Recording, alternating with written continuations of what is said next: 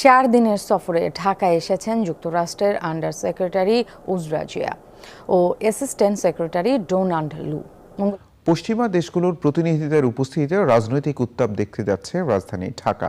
সরকার পতনে এক দফা আন্দোলনের ডাক দিতে নয়াপল্টনে এদিকে নয়াপল্টনে বিএনপির আজকে সমাবেশ ঘিরে অরাজকতা হতে পারে এমনই গোয়েন্দা তথ্য রয়েছে বলে জানিয়েছেন ডিএমপি কমিশনার খন্দকার গোলাম ফারুক।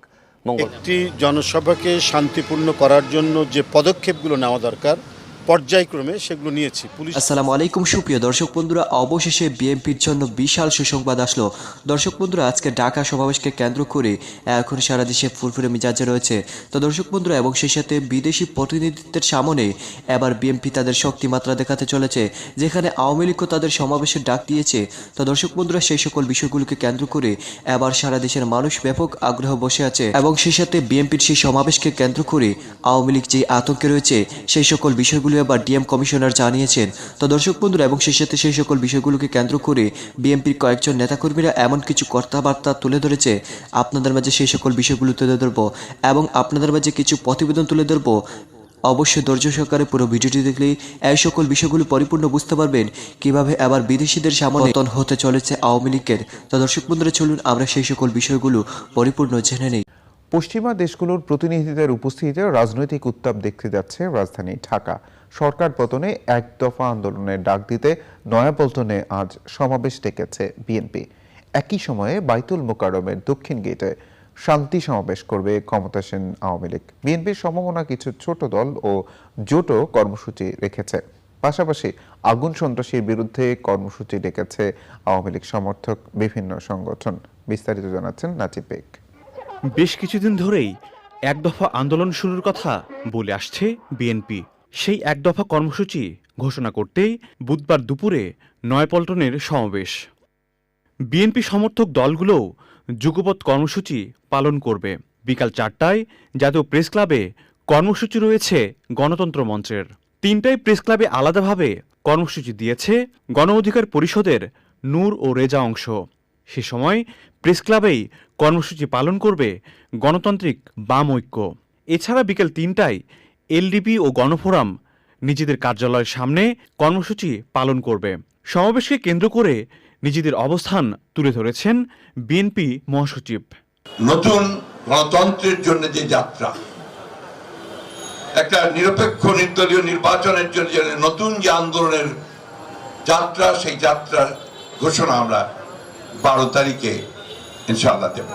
বিরোধী দলগুলোর কর্মসূচির সময় বাইতুল মোকাররমের দক্ষিণ গেটে শান্তি সমাবেশ ডেকেছে ক্ষমতাসীন দল আওয়ামী লীগ। এর আগে কেন্দ্রীয় শহীদ মিনারে শান্তি সমাবেশের কর্মসূচি রয়েছে। এছাড়া দেশবিরোধী ষড়যন্ত্রের প্রতিবাদে বিক্ষোভ মিছিল করবে ইসলামী ঐক্য জোট। আওয়ামী লীগ নেতারা বলছেন, সন্ত্রাস ও নৈরাজ্যের বিরুদ্ধে তাদের এই শান্তি সমাবেশ। আমরা দেখছি একদম ঘোষণা দিচ্ছেন তিনি সরকার পতন করবেন।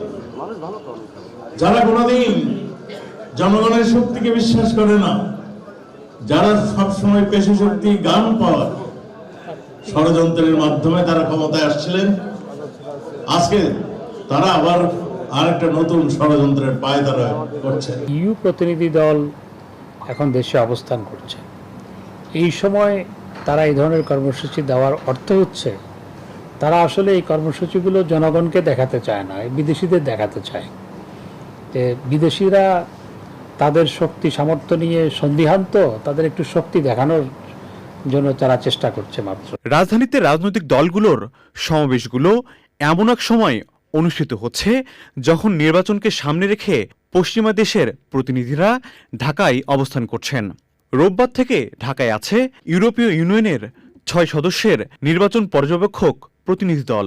মঙ্গলবার সন্ধ্যায় নয়াদিল্লি হয়ে ঢাকায় পৌঁছান মার্কিন পররাষ্ট্র দপ্তরের বেসামরিক নিরাপত্তা, গণতন্ত্র ও মানবাধিকার বিষয়ক আন্ডার সেক্রেটারি উজরা জিয়া। সঙ্গে আছেন দক্ষিণ ও মধ্য এশিয়া বিষয়ক মার্কিন সহকারী পররাষ্ট্রমন্ত্রী ডোনাল্ড লু। তাদের উপস্থিতির মধ্যেই অনুষ্ঠিত হবে সাম্প্রতিক সময়ের মধ্যে বড় রাজনৈতিক কর্মসূচি। নাজিব বেগ, চ্যানেল আই। একটি জনসভাকে শান্তিপূর্ণ করার জন্য যে পদক্ষেপগুলো নেওয়া দরকার পর্যায়ক্রমে সেগুলো নিয়েছি। পুলিশকে আমরা অবহিত করেছি এবং বলেছি আমাদের এই যে সমাবেশ সেটিকে সার্বিক নিরাপত্তা দেওয়ার জন্য।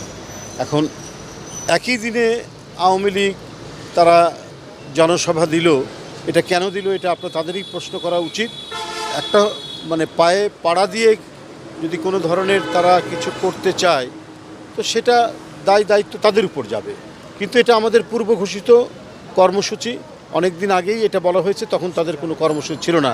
আজ মানে আমি বলবো যে এখন তো রাতের দিক থেকে তো আজই ধরে আর কি। তো 12ই জুলাই অর্থাৎ মানে আগামীকাল দিনে যে আমাদের সমাবেশটি, সেই সমাবেশটির দিনেই তাদের দিতে হবে কেন, এটা আমি ঠিক বুঝতে পারছি না, এটা বোধগম্য নয়। এবং এটা রাজনীতির ময়দানে নিশ্চয়ই আমার মনে হয় যে এটা মানে সাধারণ মানুষও এটাকে ভালো মতো বা ভালো চোখে এটা দেখছে না। এতদিন বহু নিপীড়ন, নির্যাতন, জুলুম করা হয়েছে, আমাদের অনেক নেতৃবৃন্দকে গুম করা হয়েছে, অনেককে আমরা এখনও খুঁজে পাইনি, অনেকে ক্রস ফায়ারের শিকার হয়েছেন। এত মানে উৎপীড়নের মুখেও, এত জুলুমের মুখেও আমরা যখন দাঁড়িয়েছি, আমাদের ভিত্তি হচ্ছে জনগণ। সুতরাং আমরা কখনোই ভয় পাওয়ার রাজনৈতিক দল নই, এবং আমাদের আগামীকালকের যে জনসভা সেটা সাফল্যমণ্ডিত হবে, বিপুল মানুষের সমাগম হবে, চারিদিকে একটা উৎসব মুখের পরিবেশ, মানুষের মধ্যেও, সাধারণ জনগণের মধ্যেও একটা উৎসাহ উদ্দীপনা আছে, তারা এখানে উপস্থিত হতে চায়। বিভিন্নভাবে, বিচ্ছিন্নভাবে, নানাভাবেই এবং পরিকল্পিতভাবেই আপনার বাধা দেওয়ার বহু প্রচেষ্টা হয়েছে।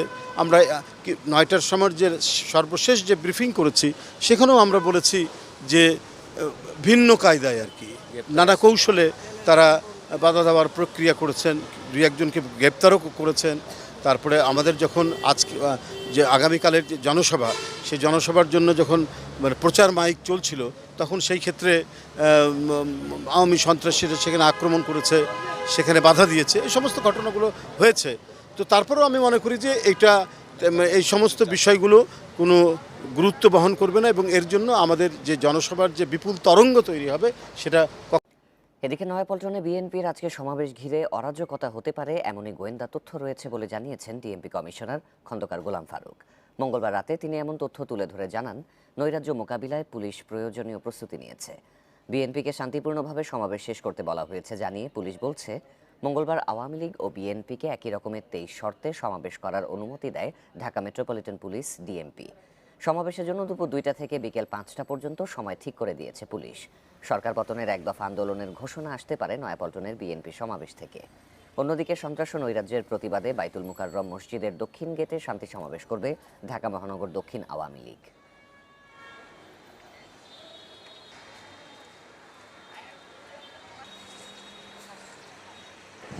সমাবেশ কেন্দ্রিক গোয়েন্দা রিপোর্ট আছে, ওরা অরাজকতা করতে পারে। আমরা আমাদের পুলিশি ব্যবস্থা রাখছি, অরাজকতা করলে পরে পুলিশি ব্যবস্থা নেওয়া হবে। আর ওদেরকে বলছি শান্তিপূর্ণ সমাবেশ করতে, ওদের স্বেচ্ছাসেবক রাখতে, ওদের যাতে কেউ অরাজকতা না করে তার জন্য তারা নিজেরা তো দর্শক বন্ধুরা, আপনারা হয়তো এই পুরো ভিডিওটি দেখে এবং এই সকল প্রতিবেদনগুলো দেখে অবশ্যই বুঝতে পেরেছেন, অবশেষে আজকের সমাবেশকে ঘিরে সারা দেশের মানুষ ব্যাপক ফুরফুরে মেজাজে রয়েছে, এবং সেই সাথে এই সমাবেশকে ঘিরে অনেক প্রশ্ন উঠেছে, তাহলে কি আজকেই শেষ হতে চলেছে তাদের ক্ষমতা? তো দর্শক বন্ধুরা, এবং সেই সাথে আপনারা পুরো ভিডিওটি দেখে এবং এই সকল বিষয়গুলো জেনে আপনাদের কাছে কি মনে হচ্ছে অবশ্যই কমেন্ট করে জানিয়ে দিবেন। তো দর্শক বন্ধুরা, ভালো থাকুন, সুস্থ থাকুন, আল্লাহ হাফিজ, আসসালামু আলাইকুম ওয়া রাহমাতুল্লাহ।